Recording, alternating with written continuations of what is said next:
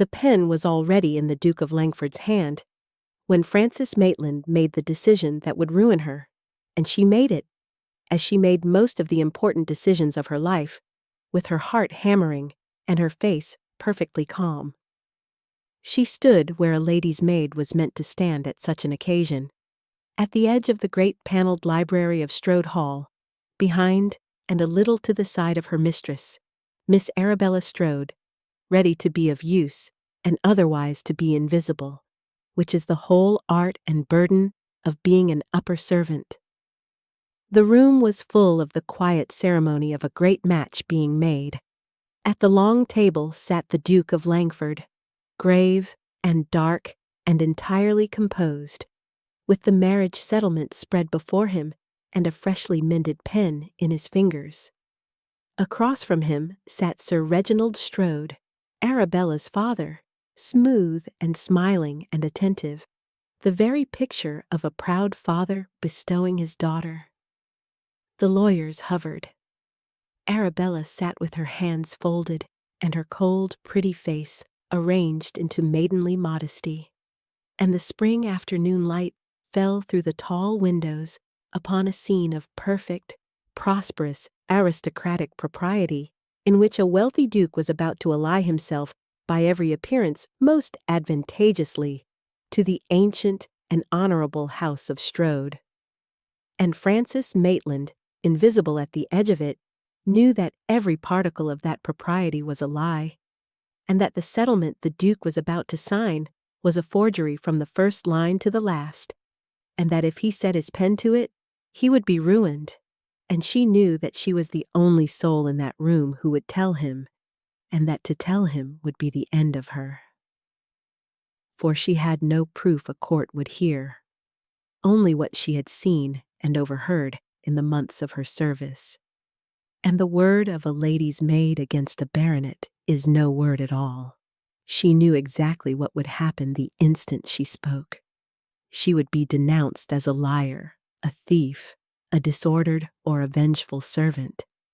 She would be turned out that hour without a character. And a lady's maid turned out without a character is a woman with no way left in the world to earn her bread honestly, which in plain terms means a woman ruined. She had everything to lose and nothing whatever to gain, for the Duke was nothing to her. A great cold stranger she had glimpsed but twice. She would not profit by a farthing from saving him. She would simply destroy herself, certainly and completely. To spare a man she did not know a wrong, he would never even learn she had tried to prevent. Every instinct of self-preservation, every hard lesson of her precarious years in service, every rule by which a servant survives, told her to hold her tongue, to look at the floor, to let the great people ruin one another as great people did, and to keep her place and her bread and her safety, which were all she had in the world.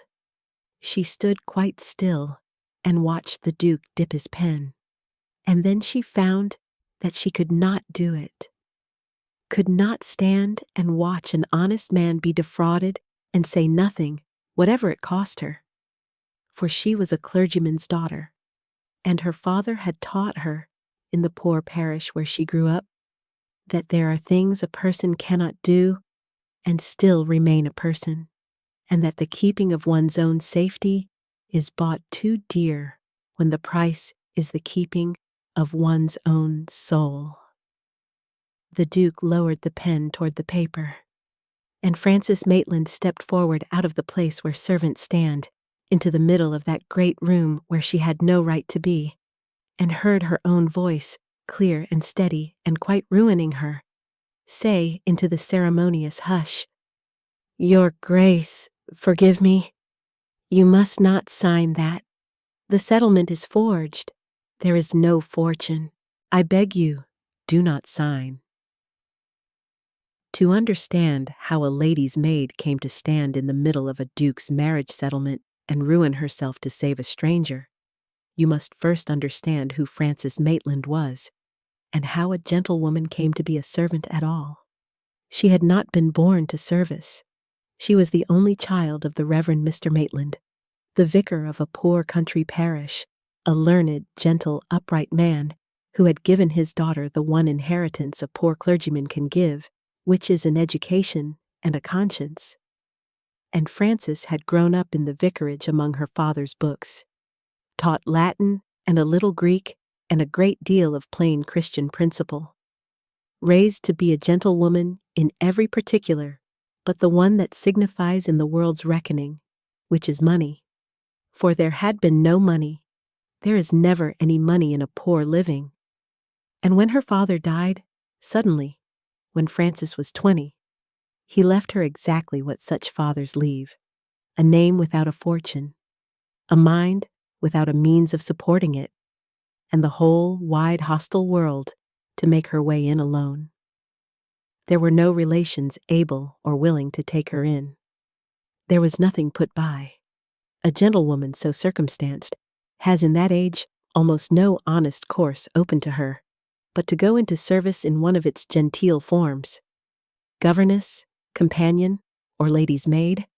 And Frances, who had no taste for teaching and no patroness to recommend her as a companion, had taken the place that offered, which was that of lady's maid in a great house. And so the vicar's daughter, bred a gentlewoman, had put on the plain dress and the white apron of an upper servant, and learned to dress another woman's hair and mend another woman's lace and stand silent at the edge of rooms, and to be, in the world's eyes, no longer a gentlewoman at all, but a servant, which is a wholly different and a wholly lesser thing. She had borne it with the quiet dignity that was the deepest grain of her nature. She did not complain, nor give herself airs, nor pine for what she had lost.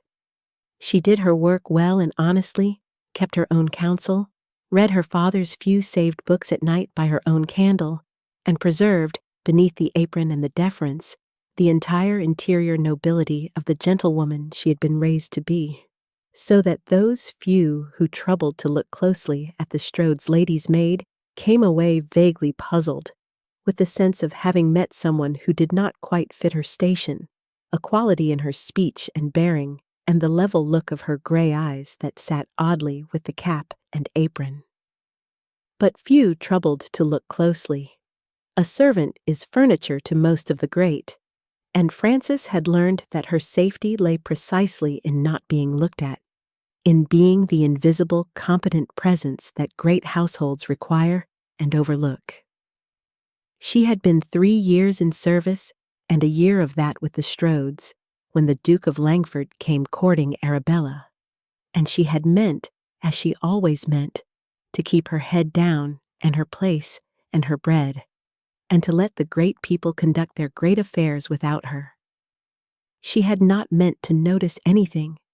It was her great misfortune, and as it turned out her making, that she noticed everything. The vicarage where Frances grew up deserves a moment's telling, for it was there, and not in any great house, that she got the worth the great houses could neither give her nor take away. It had been a poor living, her father's, a small gray church and a smaller gray parsonage in a quiet country place, an income that barely stretched to keep a gentleman's family in the genteel poverty that is the lot of the country clergy. And Frances had grown up there, knowing exactly 2 things from her earliest years, which were that they were poor and that it did not in the least signify. For the Reverend Mr. Maitland was a man rich in everything but money, rich in learning, rich in kindness, rich in the deep, quiet faith that made him, in his shabby coat, more truly a gentleman than any squire in the county.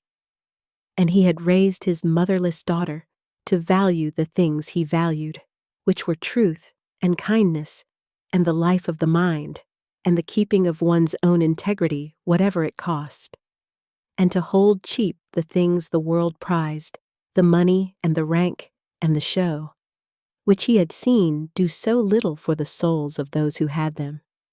He had taught her himself, for there was no money for masters, taught her to read deeply and think clearly and write a fair hand, taught her Latin out of his own worn books, and history out of his own store, and the whole of his own gentle wisdom out of his own example. And he had taught her, above all, the lesson that was to be the spine of her whole life, that a person's true worth is a matter entirely of character and not at all of circumstance, that the poorest honest soul is worth more than the richest scoundrel, and that no one can take your dignity from you unless you first consent to give it away. She had not known, growing up in that quiet poverty, how completely those lessons were arming her for a hard world. She had thought them simply the air of home. It was only later, thrown alone and penniless into service, that she discovered what her father had given her, that the worth he had bred into her was a thing the world could not touch, that she could be a servant, looked through and ordered about and treated as furniture, and remain entirely herself within, dignified and clear and unbroken, because her sense of her own value had never depended on anyone else's recognition of it. The Strodes could give her a cap and apron and call her a servant. They could not make her feel one. Sir Reginald could denounce her as a thief. He could not make her doubt her own honesty.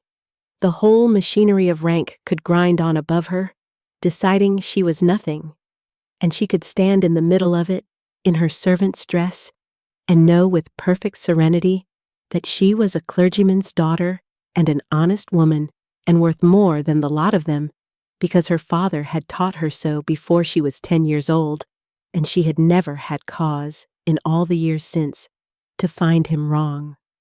That was the inheritance the poor vicar left his daughter, and it proved, in the end, worth more than any fortune the Strodes could have forged, for it was the thing that let her do, in the library that spring afternoon, what no one with more to lose and a weaker sense of their own worth could ever have done.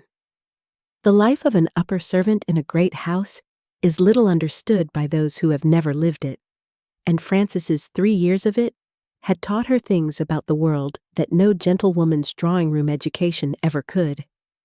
She had learned, first of all, the strange double existence of the lady's maid, to be intimate and invisible at once, present at the most private moments of a great lady's life, and yet counted, by that lady, as no more a person than the looking-glass or the wash-stand. She dressed Arabella Strode's hair and laced her stays, and mended her fine things, and sat up half the night when there was a ball, and knew her mistress's body and habits and small vanities as a wife might. And yet she was spoken of, and before, as though she had no ears and no mind, and no feelings to be considered. The family's most secret business discussed across her as freely as across a chair. It had galled her at first, the being looked through, and then she had understood that it was, perversely, her protection, and even her power. For the servant who is treated as furniture hears everything, and the great, who would guard their tongues before an equal, say anything before a servant, having forgotten she is there. It was this, precisely, that had let her learn the Strode secret. She had been let to overhear a family's ruin because the family did not count her as someone who could hear. And she had learned, too, the precariousness of it, how thin was the thread by which a servant's whole life hung. A servant lived entirely upon her character, the good word of her employer, without which she could get no other place, and that character was in the absolute power of the people she served, to give or withhold or destroy at a whim, with no appeal. A maid who displeased her mistress, or caught her master's unwelcome eye, or merely grew inconvenient, could be turned off in an hour, without a character, and find every door in the world shut to her thereafter, through no fault of her own, and with no recourse whatever. For who would take the word of a dismissed servant against the family that dismissed her?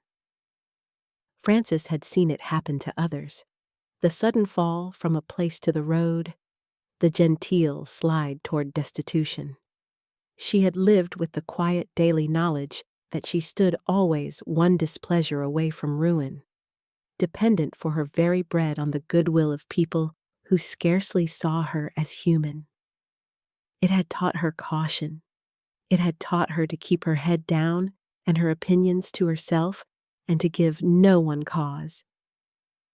It had taught her, in short, every reason in the world to look at the floor and say nothing when she discovered the forgery, for she of all people knew, exactly, and from daily experience, what speaking would cost her. And she had spoken anyway. That is the measure of what her father's vicarage had put in her against what her years of service had taught her, that when the moment came, the worth her father had bred in her outweighed the whole hard education of fear that service had given her, and she chose her soul over her safety with both eyes open, knowing the price to the last farthing, and paid it. The house of Strodes was one of those that the world believes rich, and that is in truth a hollow shell, all front and no foundation. And Frances, living within it as servants do, had seen the hollowness from the inside long before she understood what it would drive its master to do. Sir Reginald Strodes was the head of an old and proud family, and he wore his pride and his oldness like a suit of armor over a body that was rotten with debt. The Strodes had once been genuinely great, but 2 generations of extravagance and ill judgment had eaten the substance away, and Sir Reginald had inherited and accelerated a ruin he had not the character to arrest and was far too proud to confess. For the essence of the man was that he cared for nothing on earth so much as the appearance of consequence. The great house kept up, the carriages, the dinners, the place in the county, the world's belief that the Strodes were what the Strodes had been. And he had mortgaged and borrowed and contrived year upon year to maintain that appearance, sinking ever deeper into a ruin that the appearance itself made worse, until by the spring of our story he stood upon the very edge of total and public collapse. The creditors closing in, the mortgages called, the whole hollow magnificence about to come crashing down and expose him before the county he had bluffed for 30 years as the ruined man he was. It was the one thing in the world he could not endure. He would, quite literally, have done anything to prevent it. And there was one thing, and only one, that could prevent it, which was a great deal of money got quickly and quietly from somewhere. And the somewhere, as Sir Reginald's cold, desperate mind worked upon the problem, was a rich son-in-law. For he had a daughter, Arabella, handsome, cold, and as proud and as hollow as her father. And Arabella, suitably bestowed, was the family's one remaining asset. If she could be married to a man of great fortune before the ruin broke, then the new son-in-law's wealth could be made to shore up the Strodes collapse. The creditors could be staved off, the appearances maintained, the family saved, all under cover of a brilliant match. And Sir Reginald had set himself, with the cold, single-mindedness of a drowning man, to catch such a husband for Arabella before the water closed over his head. The difficulty was that a man of great fortune does not marry a portionless girl from a ruined house.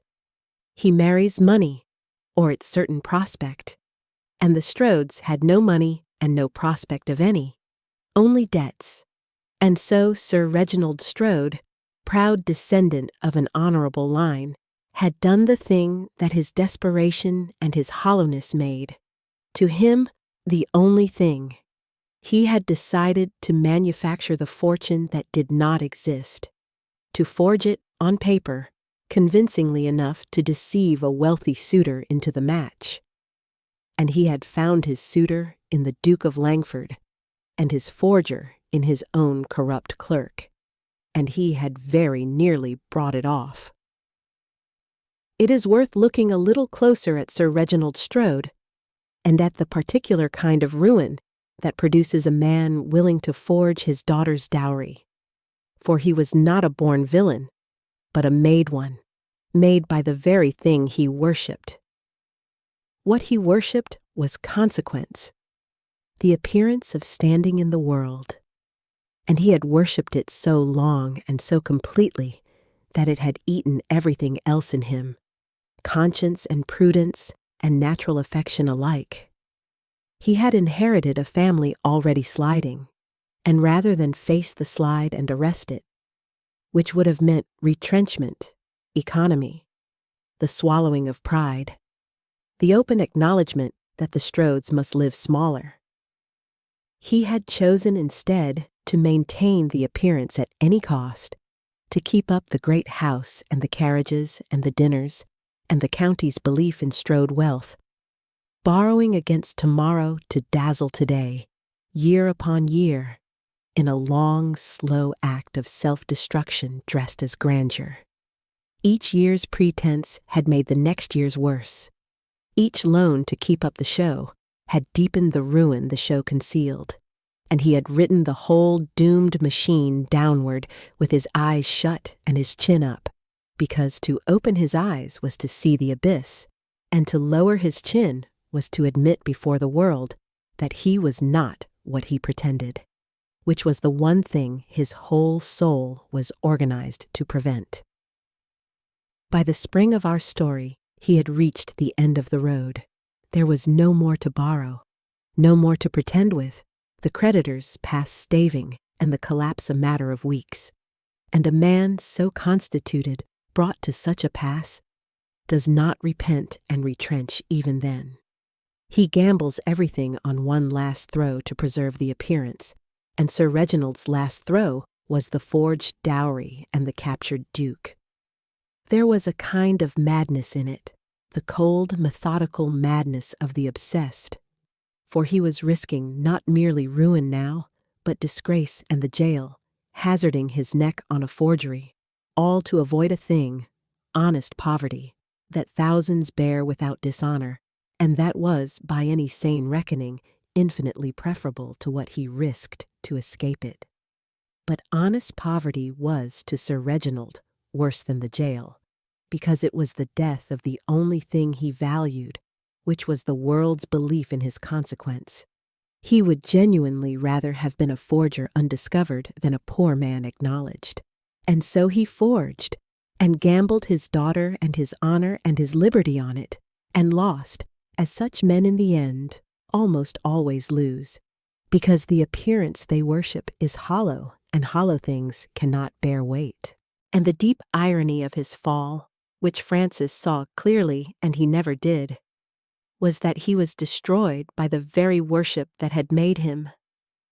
Had he cared less for consequence and more for honor, he would have faced his ruin honestly years before, and lived out his days a poor but respectable gentleman.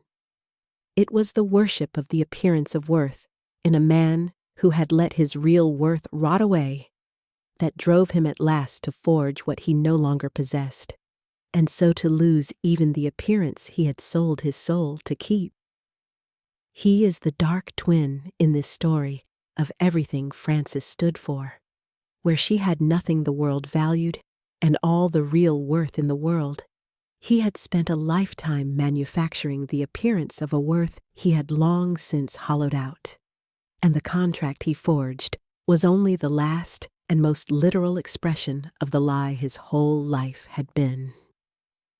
If you are listening by your own fire tonight, the lamp low, the dark drawn close, the day's labors set gently down, then settle in and let me tell you the story of the lady's maid who threw away everything she had to save a stranger, and what it cost her, and what it brought her in the end.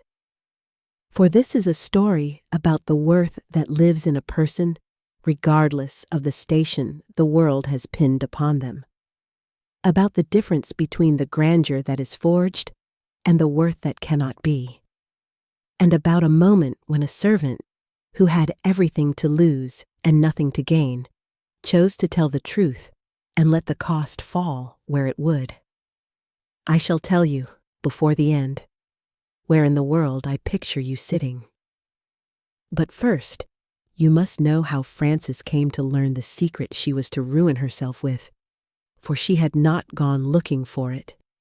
It had simply been impossible, in the end, for an honest person living in that house not to see. She had learned it in pieces, as servants learn most things, by being present and overlooked. A lady's maid is everywhere in the private life of a great house and nowhere in its reckoning. She is in the bedchamber and the dressing room and the back passages. She hears the talk that is let fall before servants, because servants are presumed not to signify. And Frances, who was clever and observant, and bound by her work to be always quietly near her mistress, had over the months absorbed, without seeking it, the whole shape of the Strode catastrophe. She had heard the creditor's men turned from the door with smooth lies. She had seen the unpaid tradesmen, the dismissed servants not replaced, the small economies hidden beneath the great show. She had heard, through doors, Sir Reginald and his clerk in low, urgent conference, and caught the words that told her the family stood not merely embarrassed, but ruined. And she had understood, when the Duke of Langford began to court Arabella, and the talk turned to settlements, exactly what was afoot. That the dowry the Strodes would present to the Duke was a fiction, that there was no fortune behind it, that the family was selling Arabella to a rich man to save itself, which, however cold, is no crime, great families having done it time out of mind. What made it a crime, what turned a mercenary match into a fraud, was the forgery, and Frances had stumbled upon that too, by an accident she would have given much to undo. For a settlement is not a mere promise, it must be proved. The bridegroom's lawyers will demand to see the deeds and the funds and the documents that establish the bride's portion. And the Strodes, having no fortune, had no such documents, and so had set about manufacturing them. Frances had come upon it one evening when, sent to fetch a shawl her mistress had left in a little-used room near her father's study, she had found the door ajar and seen, in the lamplight, Sir Reginald and his clerk, Mr. Purvis, bent over the table, and papers spread between them, deeds and what looked like bankers' statements, and the clerk's hand moving carefully, copying. And she had heard Sir Reginald say, low and hard, that the Duke's man would scrutinize them, and they must bear scrutiny, and the clerk answer that they would pass any examination short of writing to the banks themselves, which no one ever did at a wedding. And she had understood, standing frozen in the dark passage with the shawl in her hands, that she was looking at the forging of a fortune, that the documents the Duke of Langford would be shown, and would trust, and would marry upon, were being counterfeited before her eyes. She had crept away unseen, and she had carried the dreadful knowledge alone for a fortnight, sick with it, while the wedding drew on. For she knew what she had seen, and she knew what it meant, and she knew, with a cold certainty, that the knowing of it had placed upon her a choice she would have given her right hand to escape. The fortnight between Frances's discovery of the forgery and the day of the signing was the hardest of her life, harder than her father's death, harder than her first friendless descent into service. For it was the fortnight in which she wrestled, alone and in secret, with the choice that would decide what kind of person she was. She had told no one, for there was no one to tell, and telling would have been its own betrayal. She had carried the knowledge locked in her own breast, going about her work with her hands steady and her face composed, while her mind turned the impossible question over and over. The arguments for silence were overwhelming, and she rehearsed them all. It was not her affair. She was a servant, and a servant's business was her work, not the moral supervision of her betters. She had no proof. Her bare word would never be believed against a baronet, so that speaking would not even save the Duke, but only destroy herself for nothing. The Duke was a stranger to her, a great cold man who would never know or care that a maid had tried to save him. And the cost of speaking was certain and total. Her place, her character, her bread, her whole precarious foothold in the world, gone in an instant, and herself flung onto the road with nothing, to a fate she knew too well to need to imagine. Every prudent voice, every instinct of self-preservation, every hard lesson of her years said the same thing. Hold your tongue, keep your place, let the great cheat the great, and survive. No one would ever blame her for it.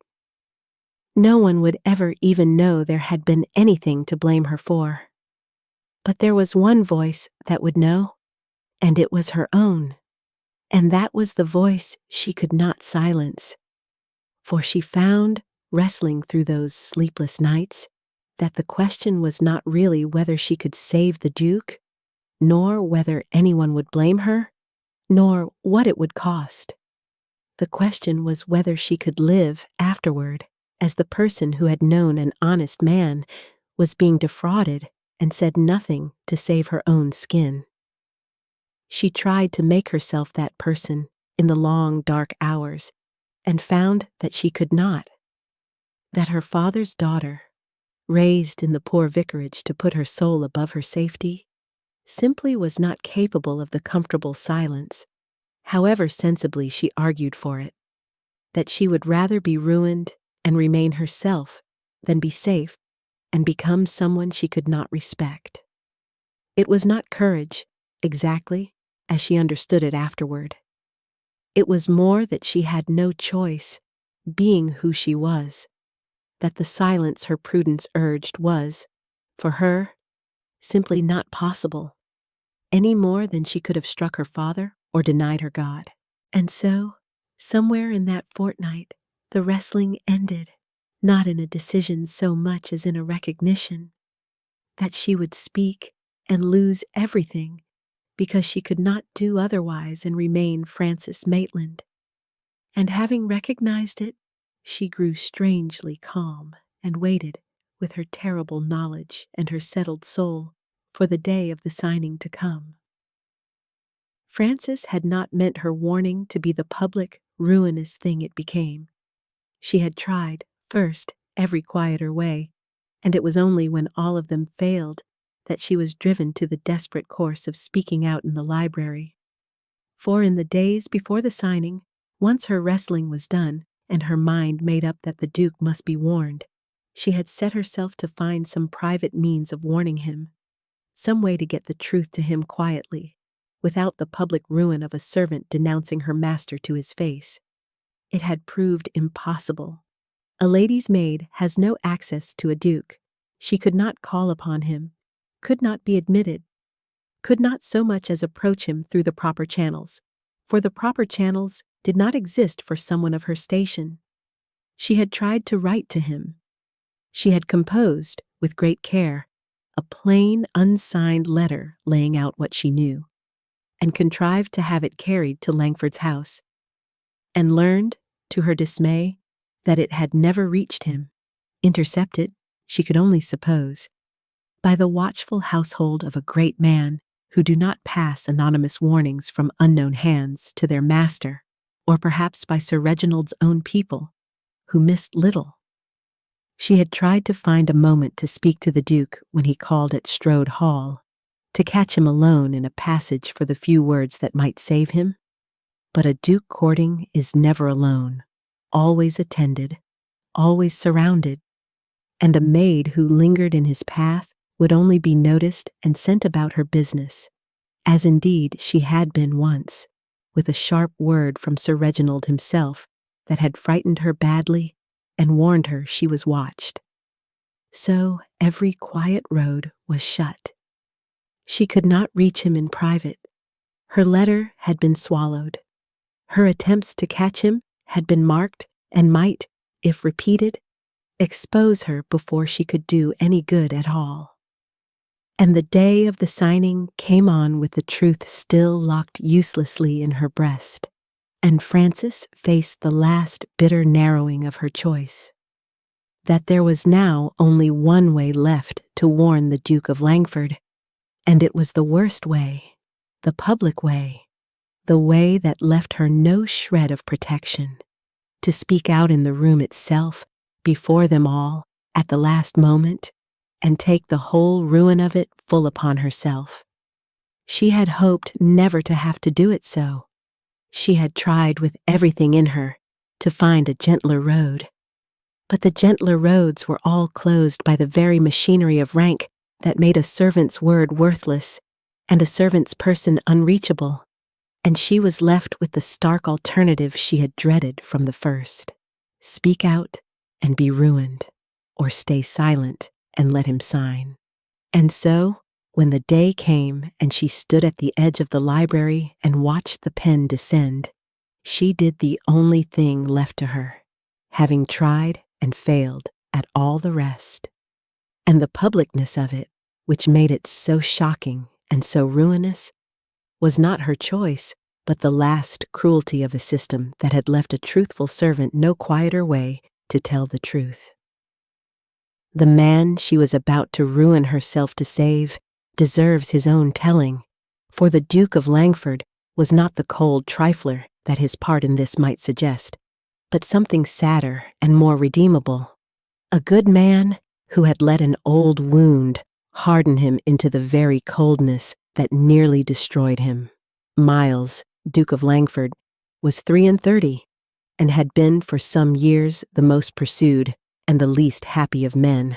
He had inherited young and inherited greatly, and discovered early the particular curse of the very rich and the very titled, which is never to be certain that anyone values you for anything but your rank and your fortune. He had once, as a younger man, been certain, had loved and believed himself loved, and been betrayed in it, discovering that the woman he had given his heart to had been all the while angling for his consequence, and laughing with another at the besotted Duke. And the wound of it had gone deep, deeper than his pride would ever let him show, and had taught him a lesson he had carried ever since like a stone in his chest. That love was a snare, that no one wanted the man, that a wise man in his position kept his heart locked and chose his wife as he chose his horses, for soundness and advantage and breeding, with no dangerous nonsense of the affections to make a fool of him twice. And so he had resolved, coldly and deliberately, to marry without love, to make a sensible, advantageous, dynastic match with a suitable woman of good family who would bring him alliance and an heir and ask nothing of his heart, which he had locked away for good, and he had fixed, after due and passionless consideration, upon Miss Arabella Strode, of the ancient and apparently wealthy house of Strode, as fulfilling every requirement of the cold bargain he meant to make. He had not looked closely. That was the thing, the flaw beneath the flaw, that his cynicism had made him careless. A man marrying for love examines his beloved's heart minutely. A man marrying for cold advantage examines the settlement, and the Duke had been content to let his lawyers do even that, for the whole point of the exercise, to his soured mind, was that it engaged nothing of himself. The Strodes appeared rich. The family was old and suitable. Arabella was handsome and cold, and made no tiresome demands upon his feelings, which suited him exactly. And he had drifted toward the match with the indifferent thoroughness of a man transacting business in a part of his life he had decided did not matter. He had no idea he was being defrauded because he had not cared enough to look. His cynicism, which he imagined his armor, had made him an easy mark, for the man who expects nothing of a marriage examines nothing, and the man who examines nothing is the man most easily deceived. He was, in short, walking with his eyes open and his heart shut into a fraud and a lifetime of cold, hollow misery, and it would have served him right, a harsh judge might say, except that no one deserves to be defrauded, and accept that beneath the cold, careless, armored man, there still lived, buried but not dead, the warm and honorable nature that had been wounded into hiding. The man who could still, when a servant told him a hard truth at the risk of her own ruin, be reached. It was that buried man whom Francis Maitland's voice, clear and steady in the ceremonious hush, reached out and woke. The old wound that had made the Duke of Langford the cold man Francis first encountered deserves its telling, for without it he is merely a proud fool, and with it he is something the channel of this tale cares about more, a good man who had been hurt into hiding and might yet be reached. He had been young, not much past 21, and newly come into his great inheritance when he first loved, and he had loved as the young and the ardent do, wholly and without guard, a beautiful young woman of good family who had seemed to return it. He had believed himself the most fortunate of men. To be loved, he thought for himself, by a creature so lovely, in the first flush of his manhood and his fortune both. He had been on the point of offering for her, and he had discovered, by the cruelest of accidents, overhearing what he was never meant to hear, that the whole of it was a performance, that the woman he adored found him dull and was privately pledged to another, a penniless cousin she truly loved, and that she meant to marry the Duke for his rank and his fortune and keep the cousin for her heart, and had been overheard laughing with that cousin at the ease of taking in the besotted, gullible Duke. It is an old story and a common one, and the world would have told him to shrug and learn from it. But he had been very young and had loved very wholly, and the betrayal had struck him at the exact moment and the exact place where a young man is most defenseless, and it had done damage out of all proportion to its commonness. For it had not merely broken his heart, it had confirmed, with the force of revelation, the secret fear that haunts all the very great, that he was wanted only for what he had, never for what he was. That behind every warm look turned upon a duke lay a calculation about his dukedom. That love, for a man in his position, was simply not available, only its counterfeit, performed by women angling for his consequence. He had drawn from one betrayal a general law, as the wounded young will, and he had built his whole subsequent life upon it, had armored his heart, withdrawn his trust, grown cold and guarded and cynical, and resolved that since he could never be sure of being loved, he would not seek love at all, but would marry when he must, on cold terms that engaged nothing of the heart, and so could never make a fool of him again. It was a kind of death, this resolution, though he called it wisdom. He had been slowly dying of it for 10 years, growing colder and lonelier and more shut, when he drifted toward the Strodes match as the logical conclusion of his long retreat, a loveless marriage to a cold woman, the final sealing of his heart in its tomb. And the bitter joke of it, which he came to see, was that his armor had not even protected him. The fear of being wanted for his fortune had not saved his fortune, which a fraud had nearly taken while his guard was all turned the wrong way. It had taken a woman who wanted nothing of him at all, who had thrown away her own bread sooner than touch his money, to break through the armor at last and show him both the fraud and the way out of the tomb. What happened in the library in the moments after Francis spoke was, for a few breaths, exactly what she had known it would be. And then it was something she had not dared to hope for. The room erupted.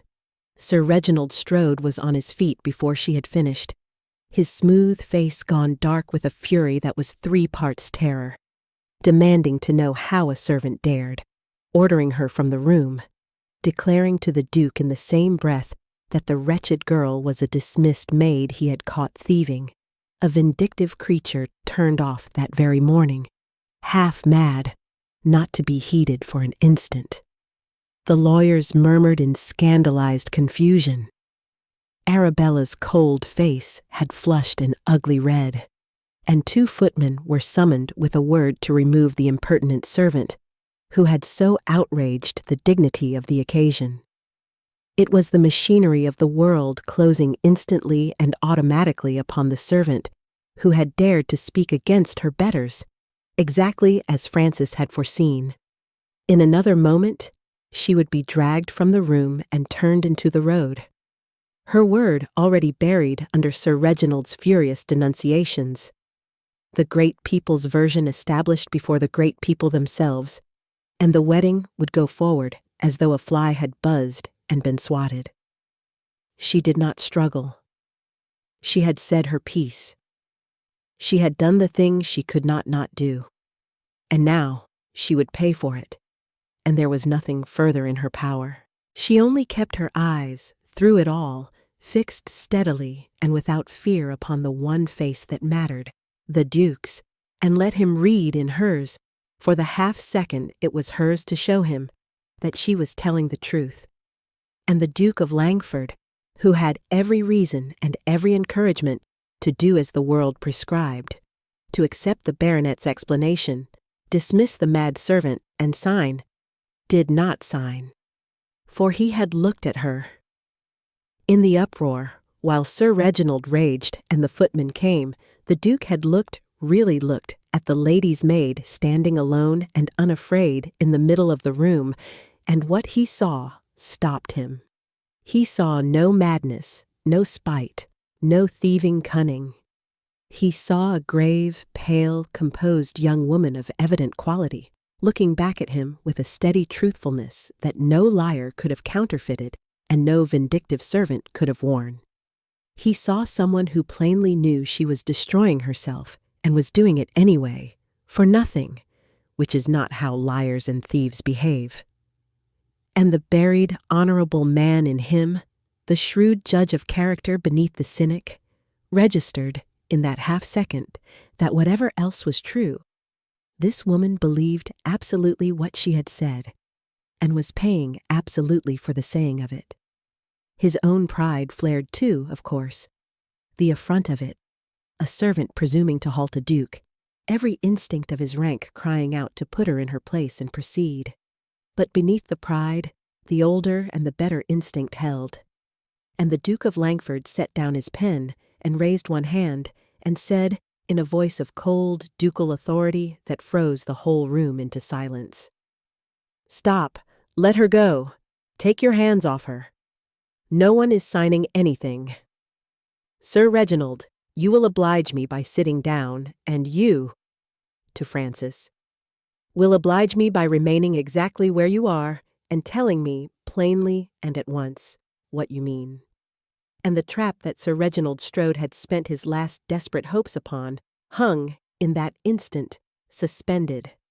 For the Duke had not signed, and a servant's truth had been given, against all the odds of the world, one moment's hearing. The moment of the warning itself?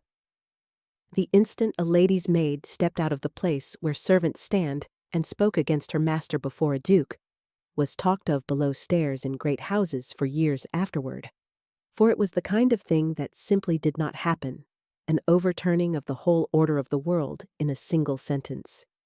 To understand its enormity, you must understand how absolute, in that age and that world, was the silence required of a servant. A servant did not speak unless spoken to, did not offer an opinion, did not presume to address the great except in answer, and above all, did not, ever, under any circumstances imaginable, contradict or accuse or warn her betters, least of all in public, least of all a duke, least of all to denounce her own master to his guest. The whole edifice of rank rested on that silence. It was the deepest law of a servant's existence, broken only by the mad or the ruined, and every soul in that library, when Frances spoke, felt the ground lurch beneath them, as though a chair had risen up and addressed the company. It was not merely surprising. It was a kind of violation of the natural order and the instinctive fury it provoked in Sir Reginald.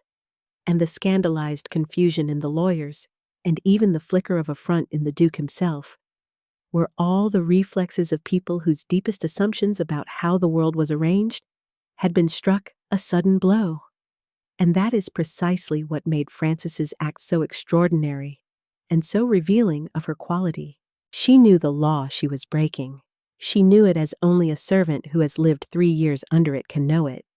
She knew that to break it was not merely to risk dismissal, but to commit, in the eyes of her world, a kind of sacrilege, a violation that would brand her unemployable and half-mad regardless of whether she was right. And she broke it anyway, chose deliberately in cold blood to shatter the deepest rule of her own existence and overturn the whole order that governed her, because a higher law than the law of rank commanded her to, the law her father had taught her, that the truth must be told, and an honest man must not be left to be cheated, whatever the cost to oneself. It was, when you consider it, an act of greater courage than any duel or charge or public heroism, for those at least win a man honor, while this could win her nothing but ruin and contempt. She stepped knowingly out of her safe silence into certain destruction, for a stranger, for nothing, because it was right. And the wonder of it, the thing that stopped the Duke's hand and changed both their lives, was that the people who heard it could feel, beneath their scandalized fury, that no one would do such a thing, break such a law, and embrace such a ruin for a lie. That the very enormity of the act was itself a kind of proof of its truth, and that whatever else was so, the woman who had just overturned the order of the world to say it must believe, with her whole soul, that she was telling the truth. There was a hard half-hour then, in which Frances stood before the assembled great people, and told what she had seen, and was disbelieved and abused, and very nearly thrown out regardless. For the telling of a truth is one thing, and the proving of it quite another, and she had no proof but her own word against a baronet's. She told it plainly. What she had overheard of the family's ruin, what she had seen the night she came upon Sir Reginald and Mr. Purvis forging the documents, what the clerk had said about the papers bearing any scrutiny short of writing to the banks. She named the room and the night and the manner of it. She spoke steadily, without heat, as a witness speaks, and Sir Reginald, recovering his smoothness over his terror, met her word for word with the baronet's unanswerable advantages. The girl was dismissed for theft, he said. Here was a servant turned off in disgrace that very week, inventing a monstrous slander in revenge. Was the word of such a creature, a servant, a proven thief, to be set for one instant against the honor of an ancient house? Let the Duke consider how it would look, how it would sound, to heed a vengeful maid's wild tale against a baronet on his daughter's wedding day. He was plausible. He was outraged with exactly the pitch of outrage an innocent man would show, and the lawyers and the company plainly leaned toward him, for the whole weight of the world's presumption lay on the side of the baronet against the maid. Frances felt the room turning against her, felt the old machinery grinding on toward the verdict that station always returns, and she knew that her bare word would not be enough, could never be enough, and that she had ruined herself for nothing, unless the Duke chose, against every prompting of his world, to do the one thing that could turn it, to look not at who was speaking, but at what could be proved. And the Duke of Langford, to his lasting credit, did precisely that. He let Sir Reginald finish, and then he said, with the cold, even reasonableness that was far more dangerous to a liar than any heat, that the matter was very simply settled.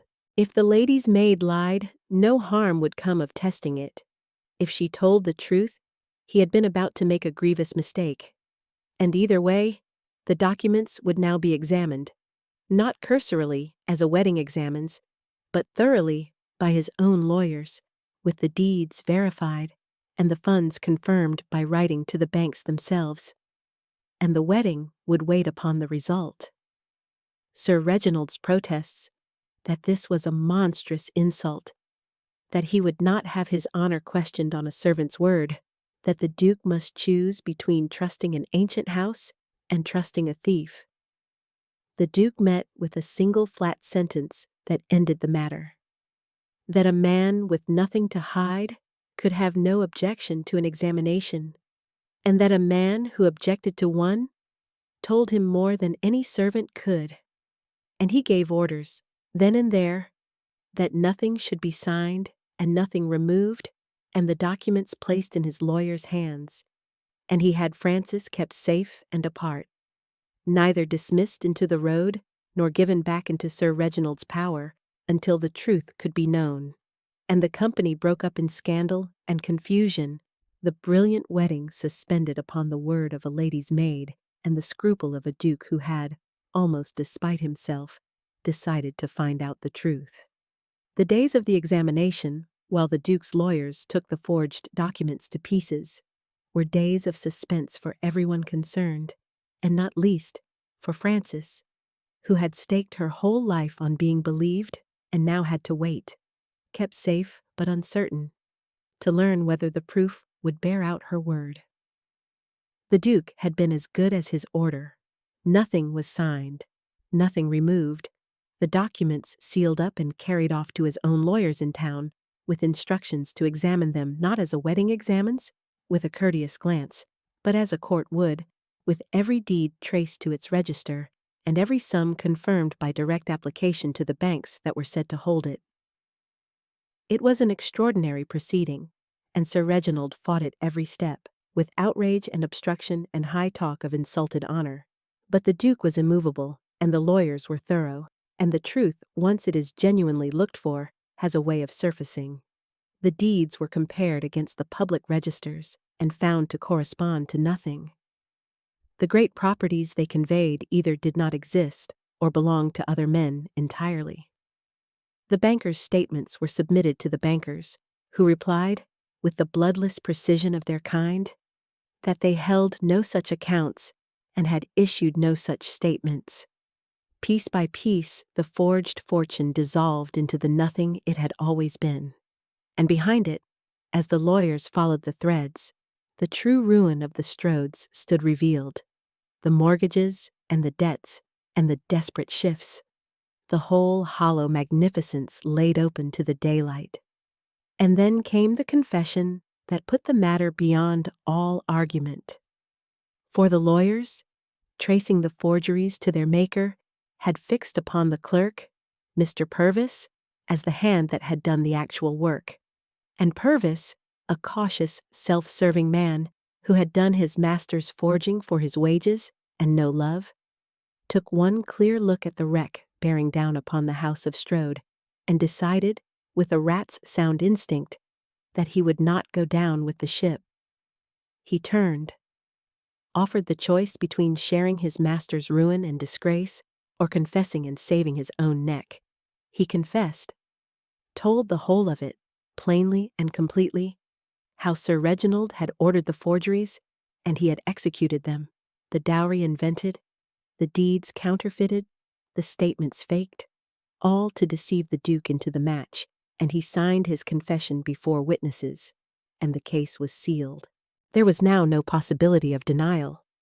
The forgery was proved by the documents themselves, and confessed by the forger. And the Duke of Langford held in his hand the complete and unanswerable proof that the lady's maid had told him nothing but the exact truth at the cost of her own ruin, when the whole world had been against her. He sat a long while, the lawyer's reports before him, thinking of the grave, pale young woman who had stepped out of the place where servants stand and told him a truth that had saved his fortune and very possibly his life. And something in him that had been frozen for 10 years began, in the thinking, quietly, to thaw. The examination did not take long. For forgery that is built to pass, a glance seldom survives a stare. And within a few days, the forgery was plain, and the whole hollow edifice of the house of Strode came down. The Duke's lawyers, set to look in earnest, found what Francis had told them they would find. The deeds that purported to convey great properties to Arabella as her portion were forgeries. Well done, but forgeries. The seals wrong in small particulars. The conveyances answering to no entry in any register. The bankers' statements that showed the Strode fortune were fictions, and when the banks themselves were written to, as no wedding ever troubles to write, the banks knew nothing of the sums or in some cases of the accounts. And behind the forged papers, once the lawyers pulled the thread, the true state of the Strode affairs unraveled into plain view. Not wealth, but ruin. Not a fortune, but a mountain of debt. The great house mortgaged past its worth. The creditors at the gate. The whole grand show a painted front over a bankruptcy. It was exactly as the lady's maid had said, in every particular. And there was, in the end, no escaping it, for forged deeds and empty banks do not argue. And the proof was such that not even Sir Reginald's effrontery could talk it away. Confronted with it, the clerk, Mr. Purvis, seeing his master's ruin certain and his own neck at hazard, turned and confessed the whole of the forgery to save himself, and named Sir Reginald as its author.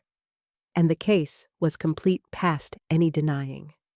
So the brilliant match dissolved into the scandal of the season, and the house of Strode fell with a crash that was heard the length of the county.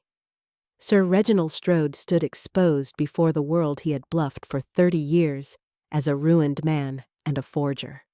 The one thing worse than ruin, which is ruin with disgrace. The creditors, no longer to be staved off, descended. The great house and its contents went to the hammer, and the proud baronet, who had risked everything on one last desperate forgery to keep his consequence, lost not only the fortune he never had, but the appearance of it he had committed a crime to preserve, and went down into a poverty and an infamy from which he never rose. The cold Arabella, her brilliant marriage, and her family's grandeur gone together in a week, was left to make what she could of a much diminished world, which we may leave her to do. She had been a willing party to the fraud, and bore her share of its harvest, and is of no further concern to us. The fraud was undone. The forger was unmasked. The honest man was saved, and all of it because a lady's maid, who might so easily and so safely have looked at the floor and said nothing, had instead stepped out of her place and told the truth. And a duke had been just enough to test it. There remained only the question of what was to become of the lady's maid herself, who had, in the saving of the duke, most thoroughly destroyed her own situation in the world, and now stood without a place, without a character from her disgraced employers, and without the smallest notion of what she was to do. The fall of the house of Strode, once it began, was swift and complete and very public, and the county that had so lately expected to celebrate a brilliant marriage found itself instead with a far richer entertainment, the spectacular ruin of a family that had lorded it over them all for a generation. For 30 years, Sir Reginald Strode had dazzled the county with a magnificence that everyone had believed and no one had examined. And now, all at once, the truth came out, and it came out in the worst possible way. Not as the quiet, honest poverty he might have retired into years before with his dignity intact, but as ruin compounded by crime, the proud baronet exposed not merely as a bankrupt, but as a forger, a man who had counterfeited deeds and faked a fortune and tried to trap a duke by fraud. The scandal of it ran through every drawing-room in the country. The creditors, who had been held off for years by the sheer force of the Strode reputation, fell upon the carcass the moment that reputation collapsed. The great house was seized, the land sold, the carriages and the plate and the pictures, and all the accumulated props of the long imposture carried off to be sold at public auction, where the county came in droves to gawp and to buy and to murmur that they had always thought there was something not quite sound about the Strodes. The hollow magnificence that Sir Reginald had committed a crime to preserve was stripped away to the bare walls before the eyes of the very world he had bluffed, and the appearance of consequence, which he had valued above honor and liberty and his own daughter's happiness, was the very thing his crime had most spectacularly destroyed. He escaped the jail in the end, though narrowly.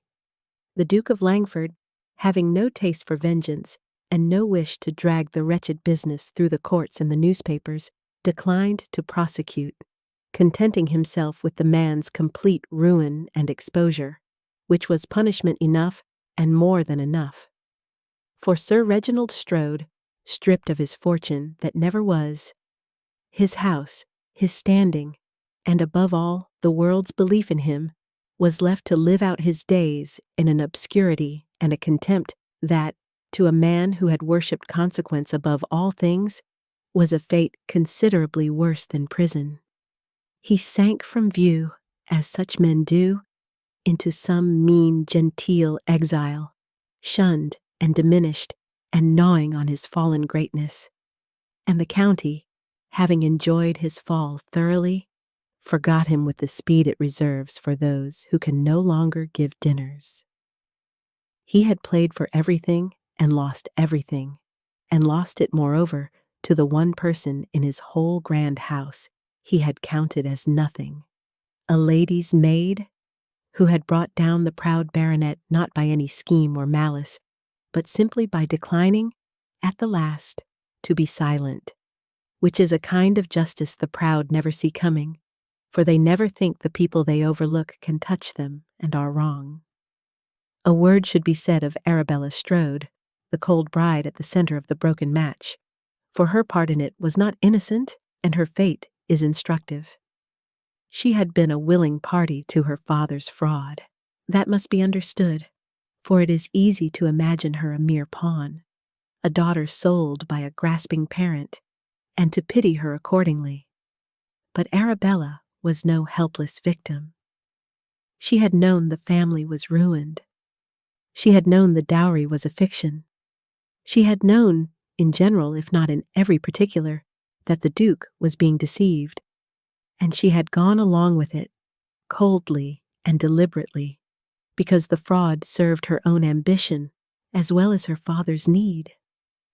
For Arabella wanted exactly what her father wanted, which was consequence. She wanted to be a duchess, to have the rank and the wealth and the position, and she did not in the least care that the man attached to them was being cheated into the bargain, nor that she did not love him, nor that the whole match was built on a lie. She was her father's daughter to the bone. The same worship of appearance, the same hollow coldness where the heart should be, the same willingness to do whatever consequence required. And she had played her part in the deception of the Duke with a composure that was, in its way, more chilling than her father's desperation, for he at least was driven by terror, while she was moved only by a cold, calculating ambition. And so, when the match collapsed, Arabella reaped what she had sown, and earned little of the pity that a truly innocent bride would have deserved. She lost everything she had schemed for: the Duke, the rank, the fortune, the brilliant future, and lost it in the most humiliating way, exposed before the world as the daughter of a forger and the willing accomplice of a fraud. Her cold beauty no longer an asset in a marriage market that now knew her for what she was and what she came from. She had counted on her looks and her name to carry her to greatness. The name was disgraced, and the looks, unbacked by either fortune or character, were not enough. And she was left to make a much smaller and harder way in the world than she had ever imagined. An object lesson in the truth her father had also proved, that the worship of consequence is a poor foundation for a life, and that those who care for nothing but appearance are peculiarly defenseless when the appearance is stripped away. there is little more to say of her.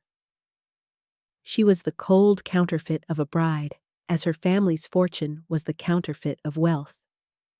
And when the Duke looked back, later, on what he had escaped, he understood that he had been about to bind himself for life to a woman as hollow and as false as the contract itself, and that the lady's maid had saved him from the colder fraud as much as the financial one.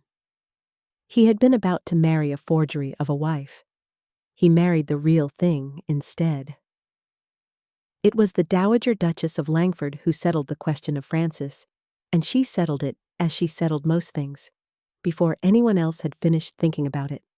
The Dowager Duchess was the Duke's grandmother, a fierce and shrewd old woman of 74, who had buried a husband and a son and most of her contemporaries, and feared nothing left in the world. And she had never liked the Strode match, having taken one look at Arabella's cold, pretty face and pronounced her grandson a fool to shackle himself for life to a handsome icicle, merely because he was too proud and too sulky over an old disappointment to risk anything warmer. She had said so, in her blunt way, and been disregarded, and she had had, accordingly, the considerable satisfaction of being proved entirely right when the whole match blew up in forgery and scandal. But she was not a woman to waste her energy on saying she had told them so. She was a woman who acted, and the moment she understood the story, that a lady's maid had ruined herself to save her grandson from the fraud, and now stood turned out and characterless for her pains, the Dowager Duchess had sent for the girl, looked her over with a pair of sharp old eyes that had been reading character for 60 years, talked to her for the better part of an hour, and reached her conclusions. What she saw was what the Duke had seen, but understood more quickly and more fully, being old and shrewd and not at all blinded by pride. That this lady's maid was a gentlewoman to the bone, that the speech, the bearing, the steady gray eyes, the quality of mind that showed in every measured answer, were not the acquirements of a servant, but the birthright of a lady fallen on evil days. And a very little questioning drew out the truth of it, that Frances was a clergyman's daughter, gently born and well-bred and educated past most of the fine ladies of the Duchess's acquaintance, driven to service only by an orphan's friendless poverty. "So," said the old Duchess, when she had it all, "you are a gentlewoman who has been scrubbing the dignity off herself in that hollow family service, because the world left you no better choice, and you threw away the wretched place that was all you had knowingly, for nothing, sooner than let my grandson be cheated. Well, I have lived a long time, child, and I have met a great many ladies with great fortunes and great names, and not 100th part of your quality. And I will tell you what is going to happen now, and you need not argue, for I am old and rich and accustomed to having my way. You are not going back into service. You are coming to me as my companion and my guest, and you will be treated in my house as the gentlewoman you are. And we shall see, when the dust has settled, what the world owes a young woman of honor, and whether it can be got to pay." And Frances, who had braced herself for the road and the workhouse, found herself instead taken up by the fiercest old lady in the county and carried off to be cared for as she had not been cared for since her father died. And so the lady's maid, who had lost everything for a stranger, came, by the strangest of roads, under the same roof as the man she had saved. There was a conversation between the Duke and Frances in the strange, uncertain days after the warning and before the Dowager Duchess took her in hand, that neither of them ever forgot. For it was the first time they spoke as two people, and not as a duke and a servant, and it set the whole of what followed. The Duke had sought her out, had gone himself to the room where she had been kept safe and apart while the documents were examined, an unheard of condescension, a duke calling upon a lady's maid. And he had come, he said, to thank her, and found, when he tried, that the ordinary words of thanks were absurdly inadequate to what she had done, and had said so, plainly, which was itself a kind of homage. And then he had asked her the question that had been turning in his mind since the library. Why? Why had she done it? She would gain nothing. She had known she would lose everything. He was a stranger to her, nothing, a great man she had no reason to care for, and yet she had ruined herself to save him. He did not understand it, he confessed. In his world, people did not do such things. Everyone he had ever known acted from interest, calculated advantage, sought always their own gain. And here was a penniless servant who had thrown away her only security for a stranger's benefit with no possible profit to herself. And he found he simply could not account for it, and wished she would explain it to him. And Frances had looked at him, this great bewildered man who genuinely could not comprehend an act of plain conscience, who had lived so long among the calculating that disinterested honesty had become a mystery to him, and had felt, for the first time, not fear of him, nor deference to him, but something almost like pity. "There is nothing to explain, Your Grace," she had said. "I knew a wrong was being done, and that I could prevent it, and that no one else would. That is all. It was not courage, and it was not goodness, and it was certainly not any calculation, for there was nothing to calculate. It was only that I could not have lived with myself afterward, knowing I had stood by and let an honest man be cheated to save my own skin. My father taught me that there are things a person cannot do and remain a person, and being silent then was one of them. And so I was not silent, and here we are. I am sorry it cost you your wedding, though I am not sorry it cost you that wedding. And I am sorry it has cost me my place, but I find, oddly, that I am not so very sorry for that either. For a place kept by the price of one's soul is dearer than any place is worth. And the Duke of Langford had stood looking at her, this grave, penniless woman, explaining plain conscience to him as though it were the simplest thing in the world, which to her it was. And he had felt, stirring in him for the first time in 10 years, beneath all his cold armor, something he had thought dead, a reaching toward another soul, an admiration that was almost hunger, the first faint thaw of a heart that had been frozen so long it had forgotten it could feel. And he had gone away from that room a more troubled and a more alive man than he had entered it. The Dowager Duchess of Langford is worth knowing better, for she was the engine of much that was good in this story, and one of those formidable old women who are the secret backbone of many a great family and many a happy ending. She was 74, and had outlived nearly everyone she had started with. A husband she had managed and outlasted, a son she had buried, a whole generation of contemporaries gone before her. And she had emerged from all her losses not soft, but tempered. A sharp, shrewd, fearless old woman, who said exactly what she thought and did exactly as she pleased, and had long since ceased to care a snap of her fingers for anyone's opinion of either. She had a tongue that could flay, and used it without mercy on fools and frauds. But beneath the formidable surface ran a current of perfect justice and surprising warmth, reserved for those who earned it, and a sharp old eye for true quality that 30 years of watching the great world had honed to infallibility. She had, in particular, made a lifelong study of the difference between what people were and what they pretended to be, and was very seldom deceived. And it was this gift that had made her distrust the Strode match from the first, for she had taken one look at Arabella's cold, handsome face, and Sir Reginald's too smooth manner, and smelled, beneath the grand exterior, something hollow and false, and had told her grandson so, and been ignored. So she had had the double satisfaction, when the match exploded, of being proved right, and of finding, at the heart of the wreck, exactly the kind of person she most admired and most rarely met. Someone of true worth in a station that hid it. She had taken to Francis at once and completely, recognizing a fellow spirit beneath the apron.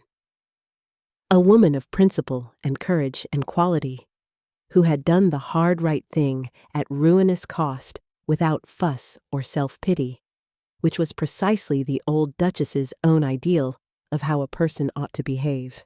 And having recognized her, the Duchess had thrown the whole weight of her formidable self behind her, with the decisiveness of the very old who have no time to waste, had taken her into her house, established her as a gentlewoman, made inquiries that confirmed her respectable birth, and set about, with shameless determination, throwing her together with the grandson who so badly needed exactly such a woman to thaw him out.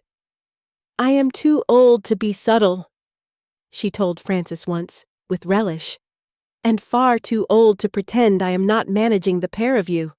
For I am, and you both need managing, you out of an excess of pride, and he out of an excess of folly. I have watched my grandson freeze himself half to death these 10 years over one worthless girl who hurt him, too cowardly to risk his heart again. And I have watched you carry more worth in a servant's apron than all the fine ladies of my acquaintance carry in their coronets. And I mean to see the two of you married before I die, which had better be soon, for I will not last forever, and I should like to dance at the wedding. So you will oblige me, child, by not being too proud, and I shall oblige myself by bullying him out of his folly, and between us we shall contrive a happy ending, which is the only thing worth contriving at my age, having tried most of the others and found them wanting. And contrive it she did, for she was a woman who got her way, and the happiness of two people who might, between his pride and her dignity, have let the thing slip, was in no small part the deliberate handiwork of one fierce old lady who had decided it should be so. There was a particular evening, some weeks into Francis's residence under the Dowager Duchess's roof, that the Duke afterward marked as the one on which he understood he was lost. Lost in the good sense, past saving, in love beyond the power of his pride to argue him out of it. It had been an ordinary evening on its face. The three of them in the Duchess's drawing-room after dinner. The old lady ostentatiously absorbed in her cards at the far end of the room, and just as ostentatiously not listening, which fooled no one, the Duke and Francis left to talk by the fire. They had fallen, as they increasingly did, into real conversation. Not the careful nothings of society, but the genuine exchange of two thinking people. And the Duke, who had spent 10 years guarding every word, found himself talking to Francis as he had not talked to anyone since his youth, freely and deeply, about books and ideas and the things he actually thought, drawn out by the quick, deep responsiveness of her mind and the complete absence in her of any wish to flatter or impress him. She argued with him. That was part of it. She disagreed, civilly and acutely, where she saw reason to, treating his opinions as things to be weighed rather than echoed, which no one had done with the Duke of Langford in living memory, everyone else being far too conscious of his rank to contradict him. And he found it the most refreshing thing in the world, to be disagreed with, to be made to think, to be treated as a mind and not a dukedom. And watching her face in the firelight as she made some shrewd, unanswerable point, her gray eyes bright with the pleasure of the argument, he was visited by a realization so simple and so total that it took his breath, that he was happy. Simply happy for the first time in 10 years, happy in this woman's company as he had forgotten it was possible to be, and that he did not want the evening to end, nor the next, nor any of them, ever. It was then that his pride made its last serious stand, for the realization frightened him, and he had drawn back, that very evening, into a sudden stiffness, hearing the warning bells of his old fear. That to feel this was to be vulnerable again, to risk again the wound that had nearly killed him. And besides, a duke, a lady's maid, the world, the scandal, all the old objections crowding back. But the drawing back rang false even to himself now, for he had felt the happiness and could not unfeel it, and he went home that night and lay awake and faced, for the first time honestly, the thing he had been refusing to face. That he loved her. That the cold, safe life he had built was not safety, but a tomb. That this woman, who wanted nothing of him and had proved it past all doubt, was the one chance he would ever have to come out of the tomb and live, and that the only thing standing between him and the first real happiness of his adult life was his own pride.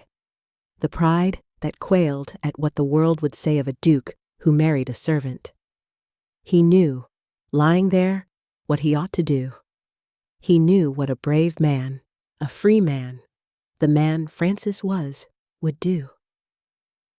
It took him some weeks more, and her own plain confrontation, to find the courage to do it.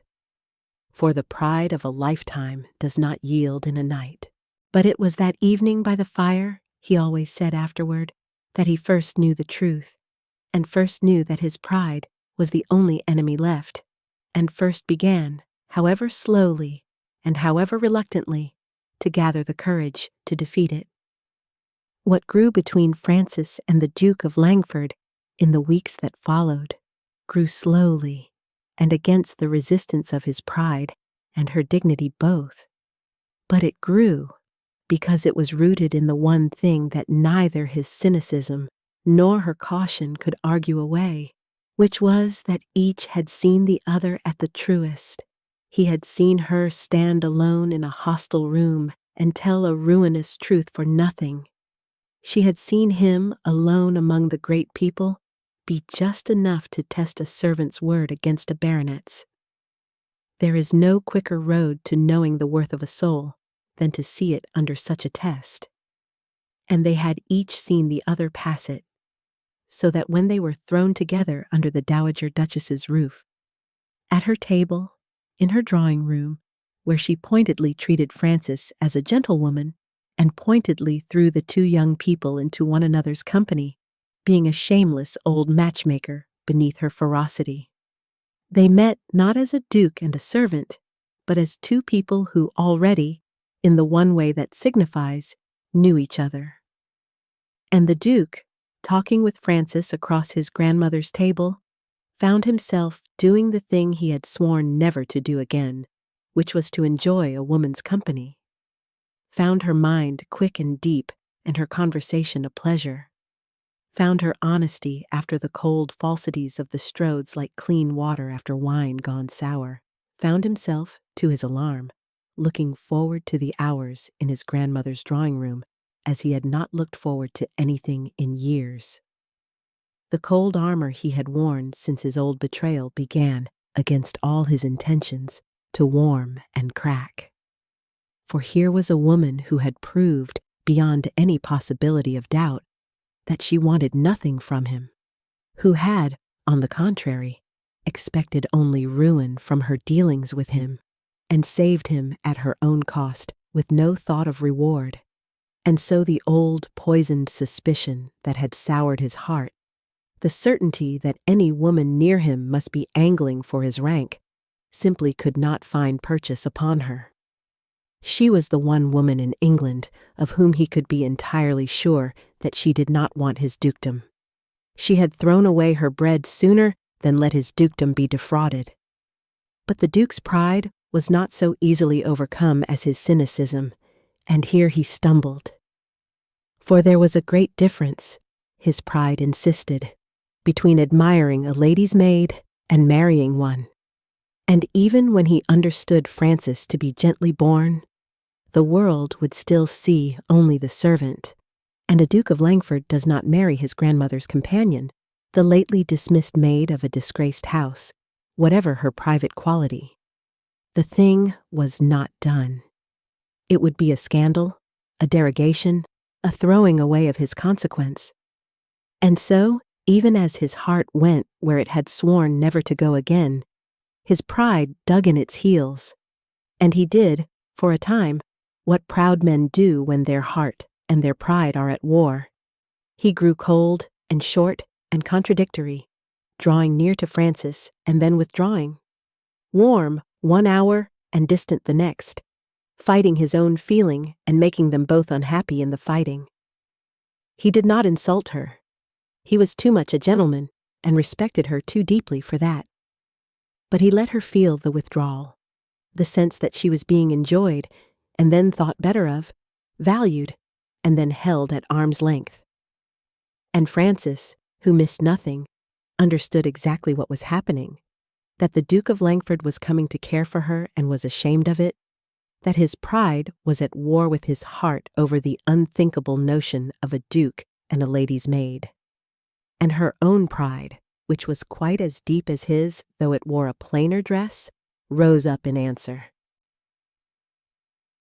The matter came to its reckoning one evening in the Dowager Duchess's drawing room, when the Duke, after a day of being warmer to Francis than ever, and then, catching himself colder, had withdrawn into a stiff, distant silence that wounded her past her patience.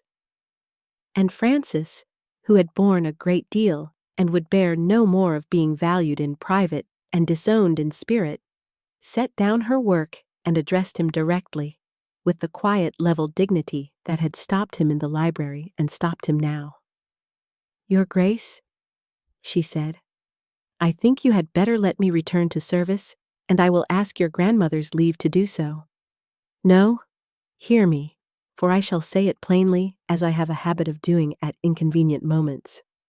I am not a fool, and I will not be treated as one, even kindly. You have come to feel something for me? I am not vain to say it, for it is plain, and you are not a man who hides his feeling well, for all your pride, and you are ashamed of it and at war with it, because I am a lady's maid, and a Duke of Langford cannot stoop to a lady's maid, and so you warm to me, and then freeze, and draw near, and then withdraw, and would keep me by you as a pleasure, and hold me off as a disgrace, both at once, forever. I will not be that, sir. I am only a lady's maid, sir, by the world's reckoning. But I will not be made half a person to spare your pride, and I would rather scrub honest floors than be loved by halves. I have very little in this world, no fortune, no place, no protector but your grandmother's kindness, which I will not abuse. But I have my own worth, which is the one thing no one has ever been able to take from me. Not the Strodes, nor poverty, nor service, nor all the long years of being looked through as though I were furniture. And I know exactly what it is, and what it is not. It is not a duchess's coronet, and I have never once dreamed of one. I am not angling for you, sir, as I think you know better than any man living, having seen what I was willing to lose sooner than touch a farthing that was got by fraud. But neither is my worth a thing to be enjoyed in a drawing room and disowned in the world. I am a gentleman's daughter and an honest woman, and I am worth exactly as much as I am, whether I wear an apron or a coronet or neither. And I will not stay to be half loved by a man too proud to own me, for that would teach me to doubt the one thing I know. So let me go, your Grace, with my worth entire, back to the honest work I understand.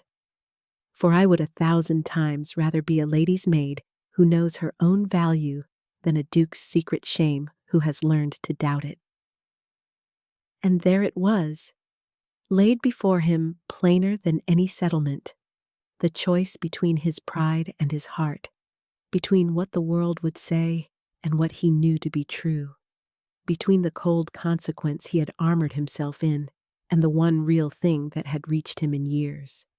And the Duke of Langford, who had been a coward in his heart since his old betrayal, for that is what his cynicism truly was, a long cowardice dressed up as wisdom, found, hearing her, that he was done with being a coward, for she had shown him, in the library and again now, what courage looked like, a courage so far past his own that he was ashamed. And a man cannot be daily in the presence of a courage like that and remain a coward without knowing himself for one. "You are right," the Duke said, "in every particular, and I am ashamed. And if you will give me leave, I should like to answer you as plainly as you have spoken, for you have earned plain dealing if anyone ever did." And he rose and faced her and put off, with a visible effort, the armor of a lifetime. "I have been a coward," he said, "not in the way the world counts cowardice, but in the only way that matters. I was hurt once, badly, by a woman who wanted my rank and not me. And I let it teach me to want nothing, and risk nothing, and feel nothing. And I called that wisdom, and I have been dying of it by inches for 10 years, and telling myself I was safe. I was going to marry a cold woman I did not love on a cold bargain, precisely so that I should never have to risk my heart again. And you saved me from it, at the cost of everything you had. And I have spent these weeks falling in love with you and fighting it, because my pride could not bear what the world would say of a duke who married a lady's maid. That is the whole shameful truth of me. And standing here, hearing you, I find that I do not care any longer what the world will say. For the world said the Strode match was brilliant, and it was a fraud. And the world says you are beneath me, and you are so far above me in everything that signifies that I am ashamed to ask you. You are right that your worth is the same in an apron or a coronet. You are wrong only in thinking I do not know it. I know it better than I have ever known anything, for I owe my whole fortune and my whole future to the fact of it. I do not want to enjoy you in a drawing room and disown you in the world. I want to marry you before the whole world and let it say what it likes. For I have learned at your hands the difference between what is forged and what is real. And I will not throw away the one real thing I have been offered for fear of what people will say who would not know real worth if it stopped them signing away their fortunes. Marry me, Francis, not out of gratitude on your side, nor noblesse on mine. I am long past pretending it is anything so cool. Marry me because I love you, and because you are the truest soul I have ever met, and because a man who has once been saved by such a woman would be a fool twice over to let her go back to scrubbing floors when he might spend his life trying to deserve her instead. But Frances did not say yes at once, for she had meant every word about her worth, and she would no more be married out of a great man's grateful impulse than be half loved out of his guilty pride. And she made him wait, and tested it, with the clear honesty that was her whole nature. She told him she believed he believed himself, but that gratitude and pity and the high feeling of a dramatic hour were poor foundations for a life, and she would not build her one life upon them, and find, in a year, that the Duke of Langford had married his rescuer in a fit of remorse and repented it at leisure. She would have him only if he was sure that it was love and not debt, sure that he wanted Frances Maitland the woman, and not the noble gesture of raising up the worthy poor. And she would give him time to be sure, and herself time to be sure of him, and she would not be hurried into her own happiness any more than into anyone else's scheme. And the Duke, who had learned his lesson about the worth of her judgment, bowed to it, and he courted her then, properly and openly and without shame, under his approving grandmother's eye, for some weeks, and let her see past all doubt that the change in him was real, and the love was real, and the pride was truly broken. Until Frances, watching him with the same clear eye, that had caught a forgery, was satisfied at last that this was true coin and no counterfeit, and gave him her answer freely, from the fullness of a heart that had been sure of its own worth all along and was now sure of his. The weeks of the Duke's proper courtship, after Frances had refused to be hurried, and he had agreed to prove himself, were the sweetest she had known since her father died, and the most carefully watched.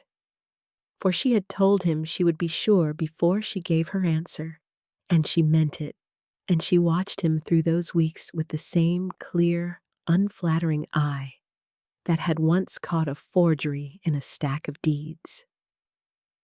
What she watched for was whether the change in him was real and would last, or whether it was the high feeling of a dramatic season that would cool when the drama faded.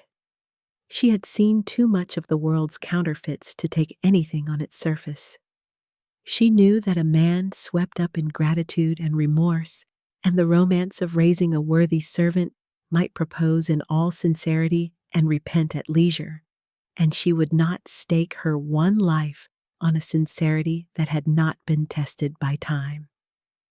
So she gave it time, and the Duke, to his great credit, understood and did not chafe, and set himself to court her honestly and openly under his grandmother's roof, with no more freezing and no more withdrawals, letting her see him steadily, day after day, so that she might judge. And what she saw, watching, was a man steadily and visibly coming back to life. The cold guardedness that had armored him fell away by degrees and did not return. He grew warmer, easier, more himself. He brought her his thoughts and his troubles and his small daily doings as a man brings them to the person he means to share his life with, holding nothing back behind the old pride. He treated her, before the servants and his grandmother and the few visitors admitted, with an open respect that dared anyone to think the less of her, planting his colors where the whole household could see them. He did not relapse. He did not waver. Week by week he proved, not by declarations, but by the steady, unglamorous evidence of his conduct, that the man who had warmed to her by the fire was the true man and the cold Duke the false one, and that the warmth would last. And there was one moment, near the end of those weeks, that decided her. They had been walking in the Dowager Duchess's garden, and had come, in talk, to the subject of her father. And Frances had spoken of the poor vicarage, and the books, and the gentle learned man who had given her everything she was. And the Duke had listened, really listened, with a quiet attention that was its own kind of homage, and had said, at the end of it, that he should have liked to have known the Reverend Mr. Maitland, and that he envied Frances such a father, for his own had been a cold, proud man much like the man Frances had first met him as, and that he thought a poor parson who could raise such a daughter was a greater man than most of the dukes in the kingdom, himself emphatically included. And Frances, hearing him honor her father, not her face, nor her courage, nor the dramatic story, but the quiet, poor, good man who had made her, the thing she most loved and the world least valued, knew in that moment that the Duke of Langford saw her truly, all the way down, valued the real roots of her, and not merely the romantic figure she cut in his rescue. And that was the thing she had been waiting to be sure of. And she was sure. She did not tell him so that day. She let him court her a little longer, for the pleasure of it and the certainty of it both. But she knew, from that moment in the garden, what her answer would be. The wedding, when it came that summer, was a quiet one by the standards of a duke, for neither the Duke nor Frances had any taste for a great show, having both seen too much of what great shows can conceal. But it was, by every account of those who were there, the happiest anyone could remember. It was held in the country, near the Dowager Duchess's house, with no great crush of fashionable guests come to gawp, but a small company of those who genuinely wished the pair well, and the bride, who had no family of her own living to give her away, was given away by the fierce old Dowager Duchess herself, who declared that she had made the match and would by God see it sealed with her own hands, and who wept, to everyone's astonishment including her own, all through the ceremony, and pretended afterward that she had not. Frances wore no great finery. She had refused the Duke's offer of jewels and a gown fit for a court, and was married in a plain, elegant dress of her own choosing, looking, the company agreed, more truly a lady than any over-decorated heiress, and she came to the altar on the old Duchess's arm with the same grave, composed dignity she had worn standing in her apron at the edge of the Strodes library, neither dazzled by her elevation, nor pretending to a grandeur she did not feel. Simply herself, which was more than grand enough. And the Duke, waiting for her, watched her come with a look on his face that those who had known him as the cold, guarded man could scarcely credit, open, undefended, full of a wondering happiness, the look of a man who has been let out of a long imprisonment into the sun. The Dowager Duchess of Langford took, as she had promised, entire credit for the whole affair, and danced at the wedding breakfast despite her 74 years and her gout, and told anyone who would listen, which was everyone, for no one dared not listen to the Dowager Duchess, the full story of how her fool of a grandson had nearly thrown his life away on a cold, forged match and been saved by the truest woman in 3 counties, whom she, the Duchess, had had the sense to recognize and the determination to install where her grandson could not help but love her. "I have done many things in a long life," she announced, raising her glass, "and managed many people, mostly for their own good and against their will, which is the only kind of management worth the trouble. But I have never done anything I am half so proud of as making this marriage, against the pride of the one and the modesty of the other, and the snobbery of the whole foolish world. And I mean to live a great while yet, purely for the pleasure of watching how happy I have made them, and of saying, as often as possible, that I told them so." And she did live a great while yet, and did watch them, and did say so, very often, and was never once, in all her saying of it, contradicted, for it was nothing but the truth. They were married that summer, and the world said exactly what the Duke had known it would say, for a week or two, that the Duke of Langford had lost his head and married a lady's maid, his grandmother's companion, a servant out of a disgraced house. And then the world, as the world does, looked more closely, because a duchess is always looked at closely, and what it saw silenced it. For the new Duchess of Langford turned out to be no upstart servant grasping above herself, but a gentlewoman of such evident quality, such grave dignity and quick mind and quiet goodness, that within a season the very people who had clucked over the match were vying to be received by her, and pronouncing, with the short memory of society, that they had always said there was something uncommon about the girl.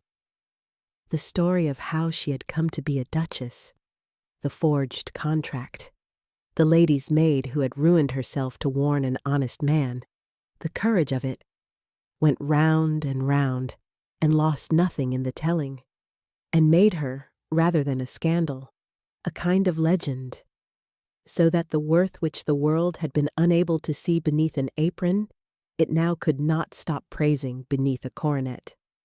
The worth being exactly the same in both, as Frances had always known, and the world had needed a duchess's rank to notice. She bore her elevation as she had borne her service, with the same unbroken dignity, neither grasping at her new grandeur, nor ashamed of her old plainness, and she used her new consequence characteristically for good, and her first use of it, before any grander thing, was to seek out and provide for those of the Strodes servants who had been turned off without a character when that hollow house collapsed, her former fellows below stairs, who had done no wrong and suffered for their masters. For she had not forgotten, and never would, what it was to be a servant cast adrift through no fault of one's own, and she meant that no one within her reach should suffer it for want of her help. The first use the new Duchess of Langford made of her great new consequence is worth the telling, for it shows what manner of woman the world had so nearly overlooked, and it was a thing she did before she had been a duchess a month. She had not forgotten the others. When the house of Strodes collapsed, it was not only Sir Reginald and Arabella who fell. A great household full of servants fell with them. The footmen and housemaids and kitchen staff and stable hands who had served the family faithfully and were turned off, when the crash came, without their wages and without their characters, through no fault of their own, to scatter into the hard world and shift as they could. Frances knew exactly what that meant, for she had been one of them and had nearly been one of them again. She knew the terror of being cast adrift without a character, the doors that close, the slow slide toward destitution, the particular cruelty of a system that punishes servants for their master's crimes. And so, almost the first thing she did with her new power, before the grand calls and the Duchess's round of society, was to seek out her former fellows below stairs. The people she had worked beside, eaten beside, been counted one of in the year of her service, and to see that they were provided for, characters written for the honest ones, places found, the wages they had been cheated of made good, the worst cases taken into her own household or settled where they could begin again. It was not a thing duchesses were expected to trouble themselves with. Servants are beneath a great lady's notice, and the servants of a disgraced house beneath it twice over. And there were those who thought it odd, even unbecoming, that the Duchess of Langford should concern herself with the fate of a parcel of dismissed menials. But Frances did not care what they thought, having never measured her conduct by what the great expected, and she did it not as charity dispensed from above, but as a debt of fellowship paid from within.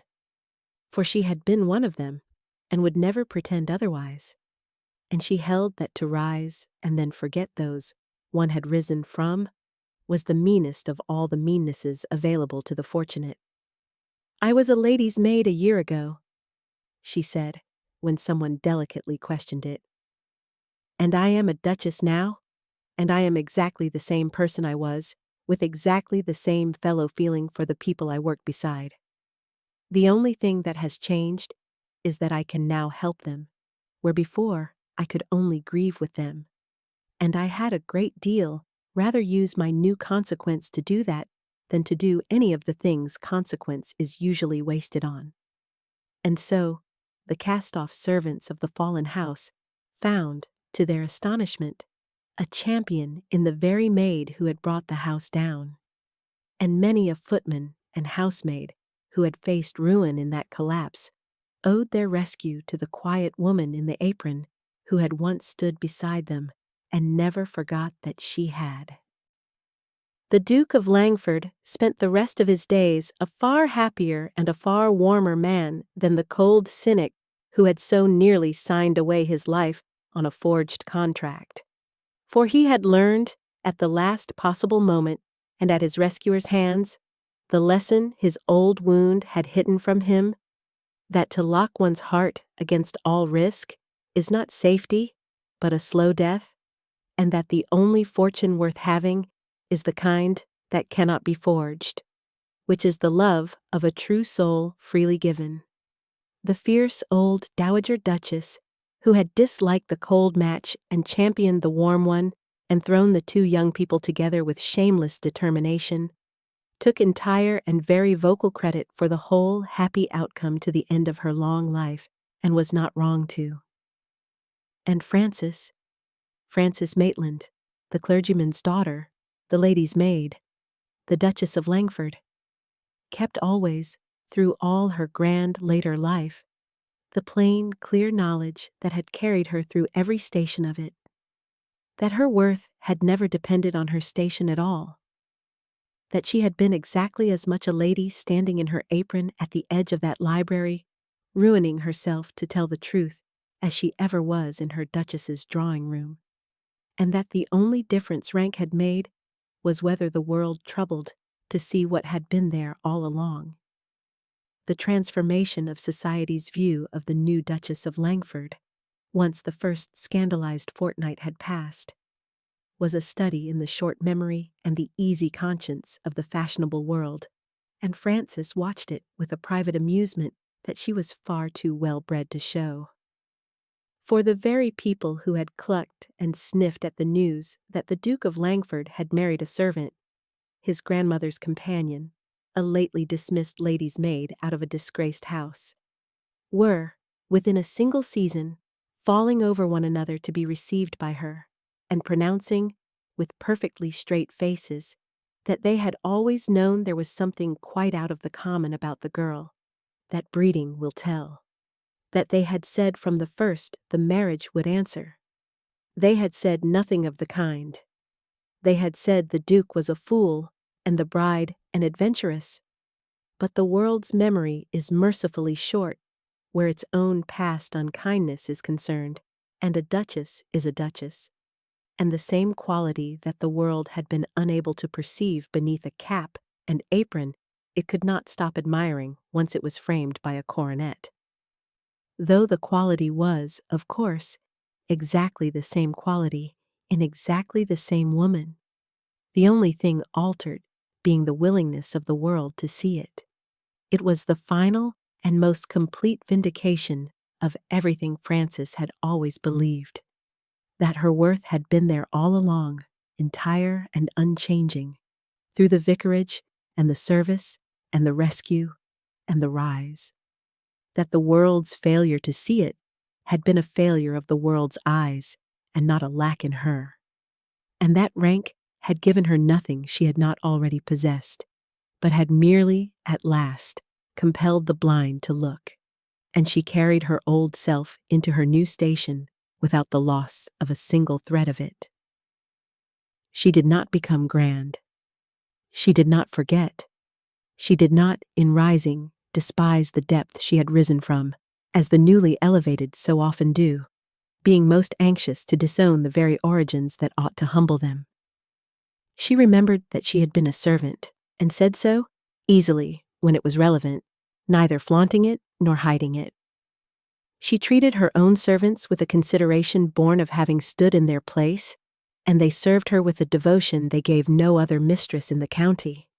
She kept her father's worn books in a place of honor in the great library, among the gilded volumes no one read, and read them still by her own choice of an evening. And she remained, beneath the duchess's silks, recognizably the grave, clear-eyed clergyman's daughter, who had stood in her apron and told a duke the truth.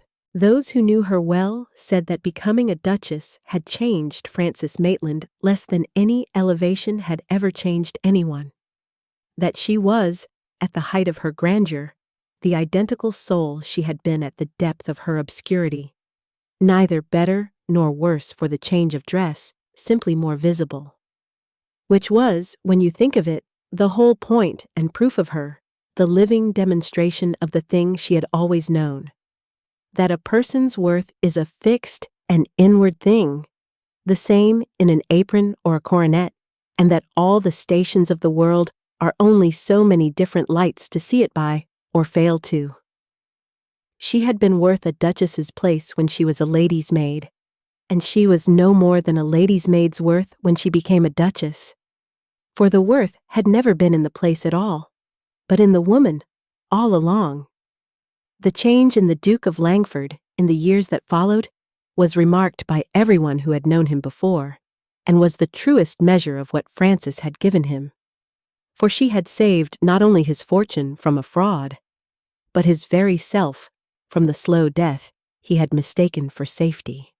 The man she married was not the cold, guarded cynic who had sat with a pen above a forged contract, prepared to seal himself for life into a loveless marriage rather than risk his heart again. That man had been dying by inches for 10 years, frozen by an old wound into a long, careful refusal to feel anything. And the marriage warmed him back to life. Year by year, the armor he had worn so long fell further away, until those who had known him as a chilly, distant, formidable man scarcely recognized the warm and easy and contented one he became. A man who laughed, who was kind, who took a deep and open pleasure in his wife and in time his children, who had, in short, come fully out of the tomb he had built himself and back into the land of the living. He often said, in later years, that Frances had rescued him twice over on the day she warned him. Once from the fraud, which would have cost him his fortune, and once from himself, which would have cost him his soul. And that of the two rescues, the second was by far the greater, though no one but the two of them ever quite understood it. For the fortune a forger had nearly taken was, in the end, only money. But the life a wounded pride had nearly cost him, the capacity to love and be loved, to feel and to risk and to be warm, was the thing without which the fortune would have been worthless. And Frances had given it back to him, the poor lady's maid, who brought no fortune and restored the only thing that mattered. He learned, too, to hold cheap the things he had once let rule him, the consequence, the world's opinion, the dread of what people would say. For he had seen in the Strodes where the worship of those things led, and in Frances where the disregard of them led, and he knew which he chose. When the world had clucked over his marrying a servant, he had not cared, having learned the world's judgment was worth exactly what the world's judgment of the Strode match had been worth, which was nothing, and the years vindicated him completely, for the marriage that the world had pronounced a folly proved the soundest and happiest in the county, while the brilliant matches the world had admired went their usual cold way. He had married, the wits had said, beneath him, and he used to answer, when he heard it repeated, that on the contrary, he had married a very long way above himself, having got a wife of more real worth than he had any right to, and spent the rest of his life, by his own cheerful account, trying and failing to deserve her. Which is, when you come to think of it, the happiest condition a man can be in and the surest sign that he chose, when the moment came, the real thing over the forged. There is a symmetry in this story worth pausing on before we leave it, between the two contracts at its heart, the one that was forged and the one that was true. For the difference between them is the difference the whole tale turns upon.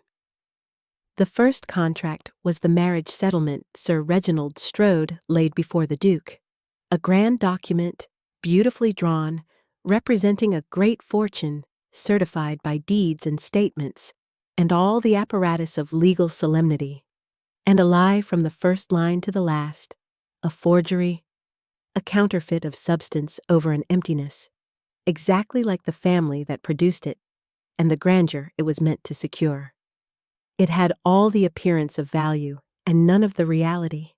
It was worth, quite literally, nothing, for all its impressive seals, and a man who signed it would have found himself bound to nothing but ruin, dressed up as wealth. It was the perfect emblem of the Strodes and of everything Frances stood against, the elaborate appearance of a worth that is not there. And the second contract was the one the Duke and Frances made in the end at the altar. A marriage settlement, too, in its way, but of an entirely different kind. There was no great fortune behind it. Frances brought him nothing the world counts, no dowry, no deeds, no money, nothing but herself. By the cold arithmetic of the first contract, the second was the poorer match by far. A portionless lady's maid against a great heiress, nothing against a fortune. And yet the second contract was the real one, and the first the counterfeit. For behind the second stood a worth that needed no forging, and could not be forged. The worth of a true soul, a faithful heart, a courage and an honesty and a quality of character that no settlement could convey, and no fortune could buy, and no ruin could touch. The Duke had been about to sign a forged contract for a counterfeit fortune and a counterfeit bride. He signed instead a true one that brought him no money and everything that money cannot reach, and he understood, signing it, that he had been taught by the whole strange business the most valuable lesson of his life. The difference between what is forged and what is real, between the appearance of worth and the substance of it, and that he had been within one stroke of a pen of choosing the forgery, and had been saved by the very person the forgery had counted as nothing to choose the real thing instead. The contract was forged, the title of our tale says, and so it was. But the deeper truth beneath it is that a forged contract can promise a fortune and deliver ruin, while a true heart that promises nothing the world can weigh delivers the one wealth that lasts. And the wise, if they are given the choice the Duke was given, will know which to sign. So bank your fire now, and turn your lamp low, and let the dark draw gentle and close. A great man sat with a pen above a forged contract, about to sign away his fortune and his life on a lie dressed up as grandeur. And a lady's maid, who had everything to lose and nothing to gain, stepped out of the place where servants stand and told him the truth, and lost everything for it, and in the losing found the one thing she had never let herself hope for. Somewhere tonight, by some fire I shall never see, you have watched a servant prove herself worth more than the whole grand house that overlooked her, and a proud man learn the difference between what is forged and what is real. And I am glad of it, more glad than I can say, and I should dearly love to know where in the world you are listening from. Remember, whatever apron the world has tied upon you, whatever station it has decided you belong to, your worth is your own, written in your soul, where no one can reach it, and no station can give it, and no station can take it. And it is the same worth whether the world troubles to see it or not. Sleep well. There will be another fire and another story when next the candles are lit.